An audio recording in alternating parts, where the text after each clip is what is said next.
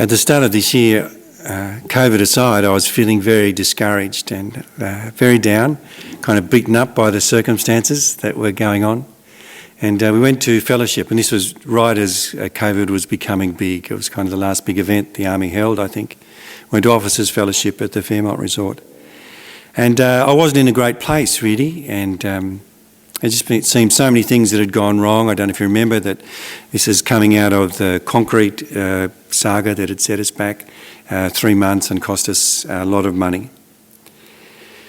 And in one of the times of worship at fellowship, they asked us to think of a word. And as we're thinking of this word, they sang this beautiful song. It's a Lauren Daigle song.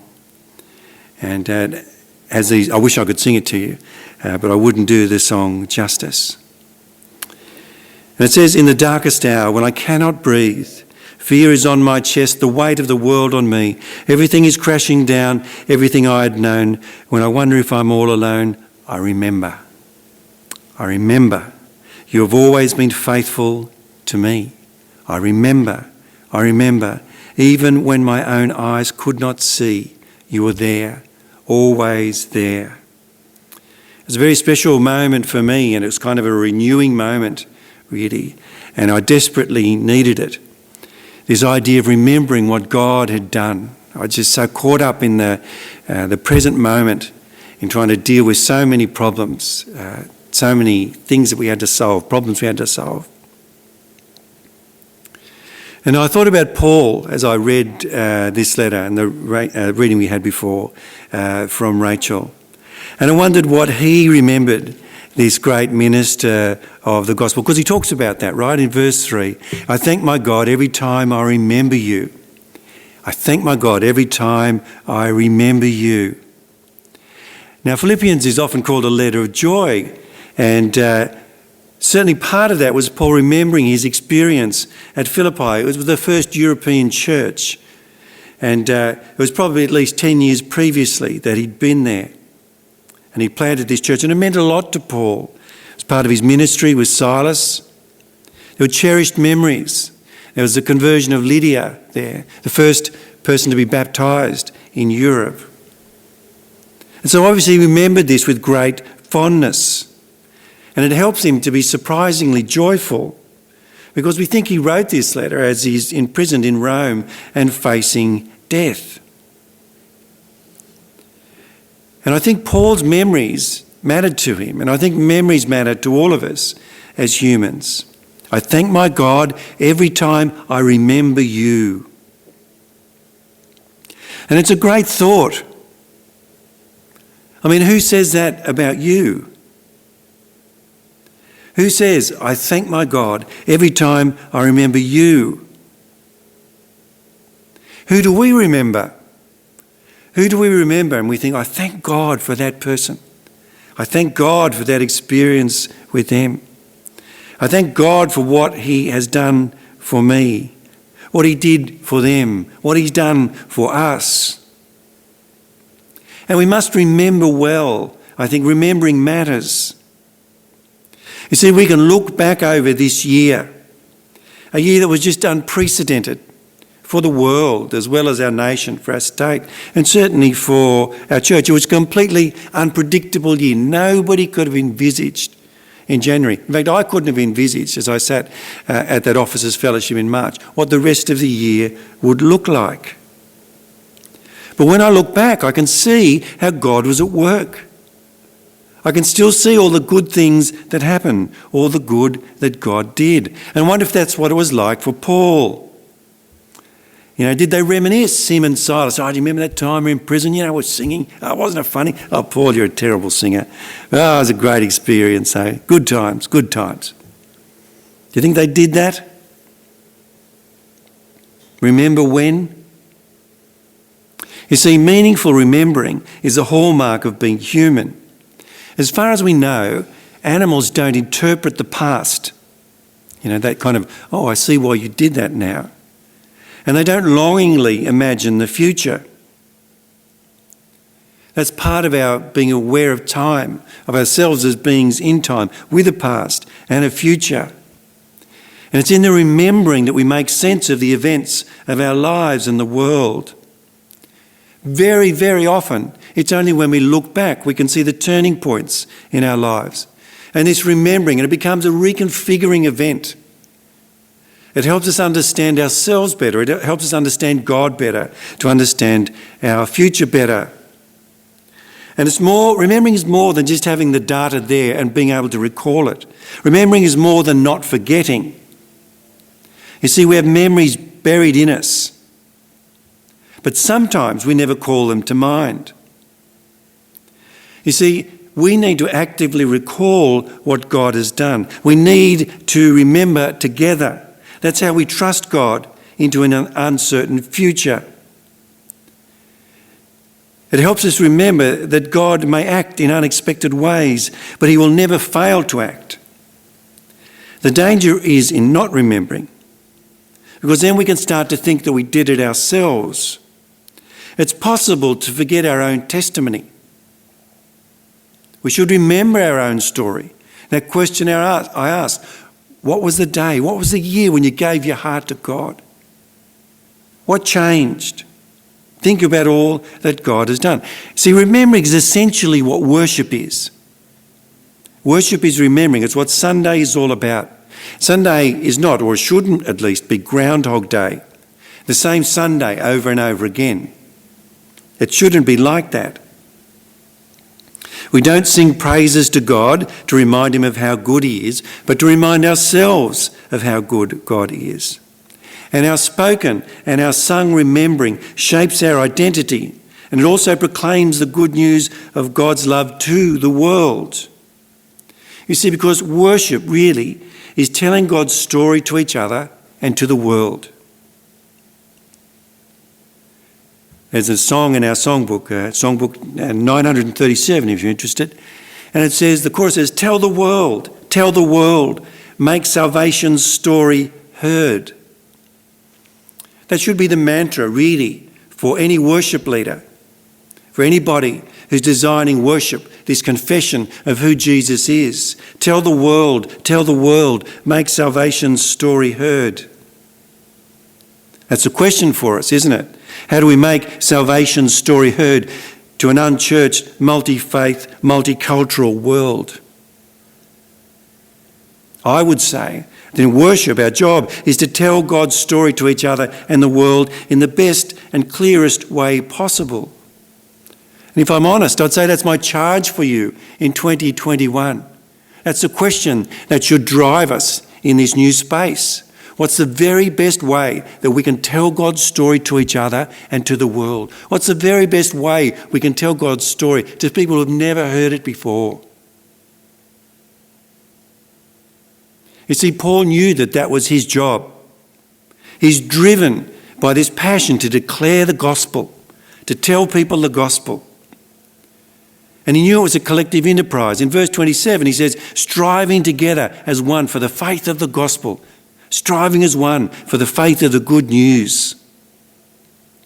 Paul remembered all that God had done for him, in him and through him. And he was convinced that God was at work, that everybody was sharing in the gospel, sharing in God's grace.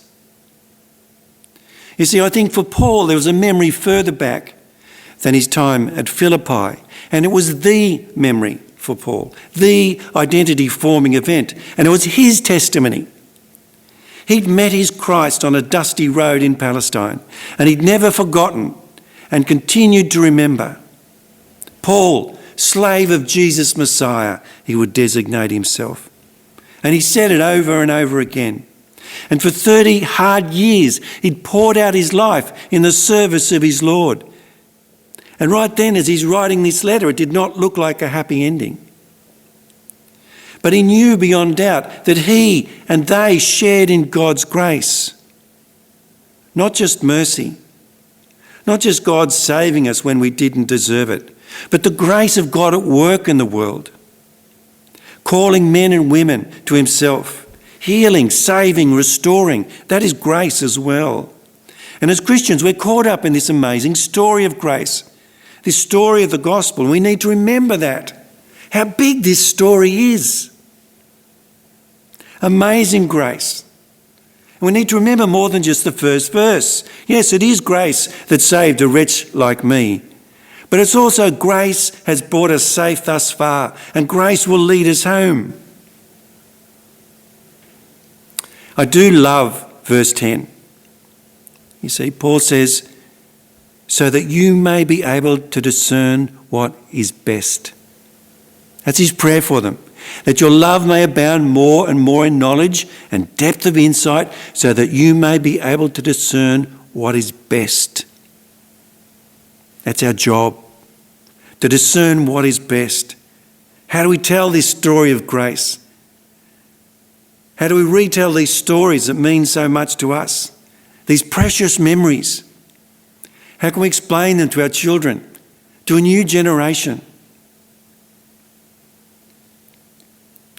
You see, Paul knew that God would finish what he started.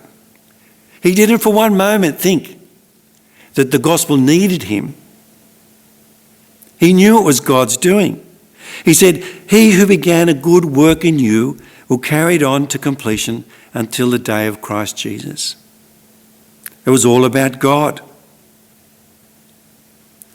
Recently, we've been packing up the house. And when I say we, I mean Sharon has been packing up the house, although I did manage to do a couple of boxes. And I say that just like the 5 stages of grief, there's 5 stages of packing and cleaning. The first one is enthusiasm. The second one is determination. The third is frustration. The fourth is anger. And the fifth is apathy. Some of us go straight to stage 5 when it comes to packing and cleaning. That's us humans. God doesn't grow weary in his tasks, you see. God's never been apathetic about his work in his people. In fact, he's relentless in his love for us and his desire to do his work in us. We can trust God to finish what he started. And I think we need to seek God in this. My great fear as a leader, and I mean as a local leader, long before I was an officer, as a leader in my church, my great fear was that I would do what I wanted to do anyway and then ask God to bless it. And I've tried to resist that. Because I think it's easy to do. We just do the things that are familiar. We do the things we love. We do the things that are great for us. And we say, yeah, God bless this. But I think we're called for the sake of the gospel, to tell the gospel in the best way possible, to ask ourselves different questions, and to begin with God, and then trust him through the process. Trust that God is with us. Trust that God is with us in the new. Trust that God is with us in the unfamiliar. We need to remember well, God is faithful. He is with us. And we need to know that God will finish his work in his people. Because God remembers us. We are his. Now, I'd like to tell you that I have a clear vision for Parramatta's future. But I'd be lying if I did. I don't know what the next few years will look like for our core. But I can tell you this. God is still on his throne, and he will remember his own. His promise is true. He will not forget you. You see, God will not forget us. That is the good news. That is grace. What's your best memory of God at work in your life? What's your best memory of God at work in your family? In this core? What were those moments when you turned to each other and said, that's an answer to prayer? Or I thank God because? Was it when a friend knelt at the mercy seat? When a daughter shared of God's miraculous intervention in her life? When a child gave their heart to the Lord? Can you remember when you were overwhelmed by the presence of God? Can you remember grace-enabled acts of mercy and forgiveness and kindness? They're all possible because God is God. Remember well and know that God will finish his work in us. God is here, you know. He has never left us. He never will. I wonder if you'd pray with me. We're going to listen to a beautiful song, I'm in his hands, a new arrangement of it. These timeless words. Whatever the future holds, I'm in his hands. And the reason we can trust God's future is because we remember God's work in our past. So let's offer ourselves to him and pray as we listen.